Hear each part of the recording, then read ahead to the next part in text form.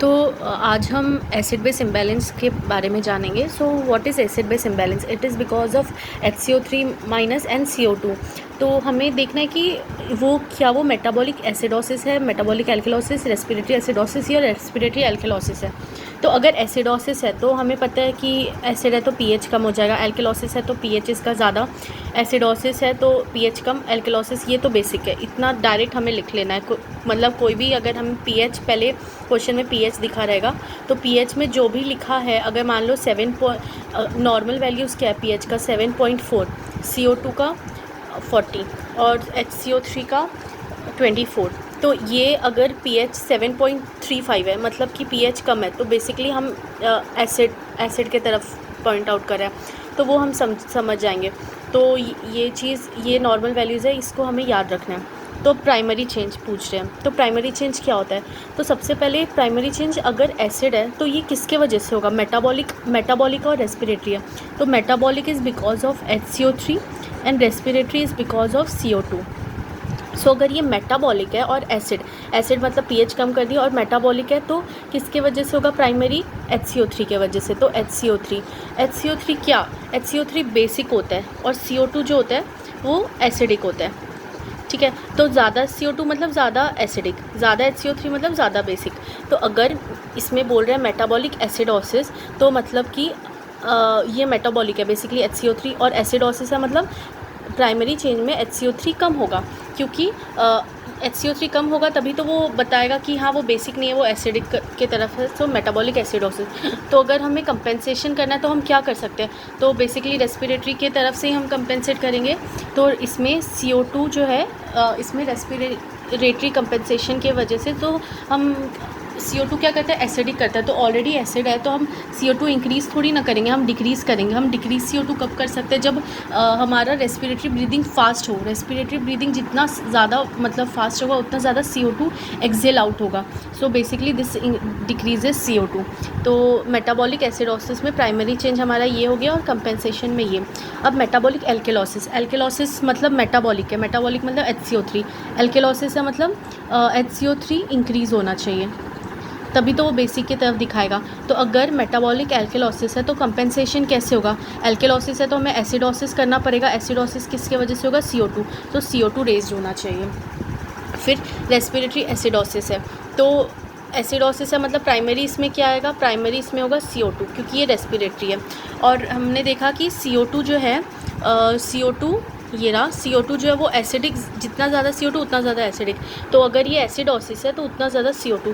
तो अभी हमें क्या करना है? हमें इसको न्यूट्रलाइज़ करना है, मतलब कंपेंसेट करना है। तो हमें CO2 को तो हम क्या करेंगे? कंपेंसेट करेंगे, HCO3 से ही कंपेंसेट होगा। तो अगर एसिड है तो हमें बेसिक करना है, तो HCO3 इंक्रीज़ होना चाहिए। फिर हम देखेंगे रेस्पिरेटरी एल्केलोसिस। तो रेस्पिरेटरी एल्केलोसिस तो रेस्पिरेटरी है तो प्राइमरी इसमें CO2 होगा। फिर एल्केलोसिस है मतलब CO2 इसमें अगर CO2 मैं ज़्यादा करती हूँ तो एसिडोसिस होता है, लेकिन इसमें CO2 कम होगा। कम हुआ मतलब ये रेस्पिरेटरी एल्केलोसिस है। कंपेंसेशन कैसे होगा? HCO3 से होगा। कैसे होगा? HCO3 क्या करेगा? तो ये रेस्पिरेटरी एल्केलोसिस होगा।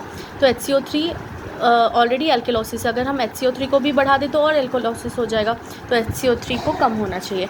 तो ये वाला टेबल है, ये हम कॉन्सेप्ट वाइज हमें समझा कि ये कैसे। अब हम क्वेश्चन सॉल्व करेंगे, क्वेश्चन में हम यही चीज़ अप्लाई करेंगे। तो लेट्स सी, एक एग्जांपल देखते हैं। तो क्वेश्चन में ये दिया है, और हाँ, एक विंटर्स फार्मूला होता है।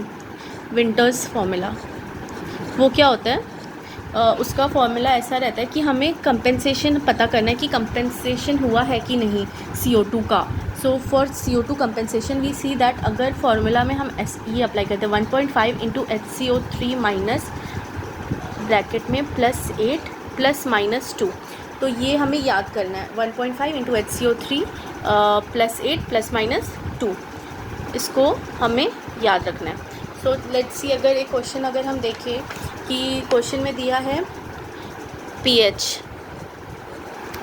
Is let's see 7, pH is 7.40, ठीक है, 7.12, ठीक है। HCO3 जो है वो 28 है, और CO2 जो है 50 है, ठीक है।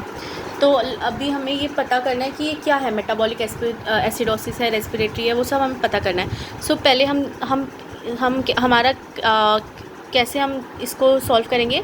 तो फर्स्ट विल सी पीएच हमने नॉर्मल देखा था, कितना था? पीएच 7.4 नॉर्मल होना चाहिए, तो पीएच इधर कम है, so we will do this, pH is less. Then HCO3 normal 24 था, इधर 28 है, तो HCO3 इज़ इधर मोर।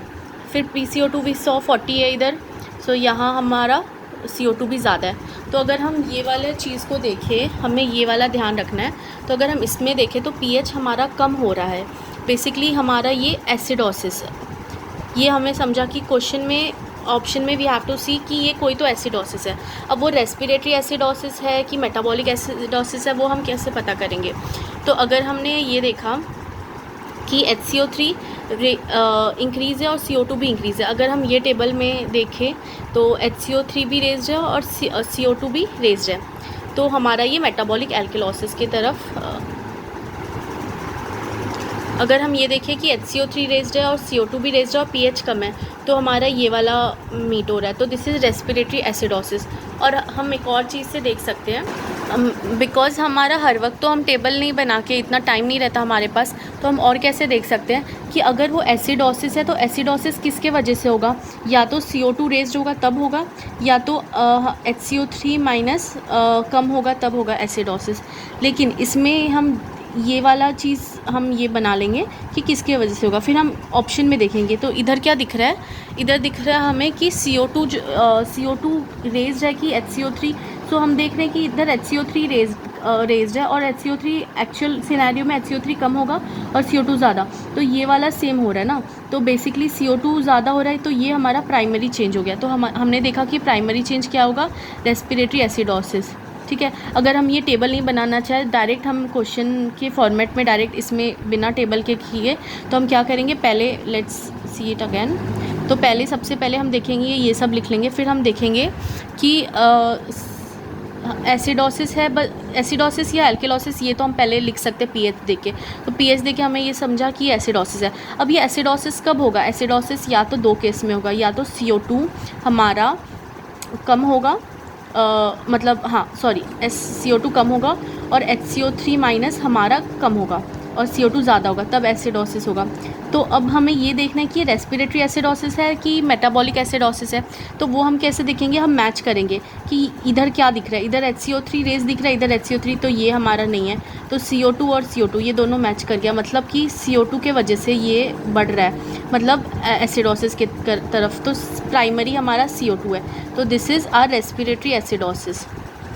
फिर उसके बाद हमें क्या देखना है कि कंपेंसेशन है कि नहीं है। वो हम हम कंपेंसेशन का देखे थे। CO2 में फॉर्मूला क्या था?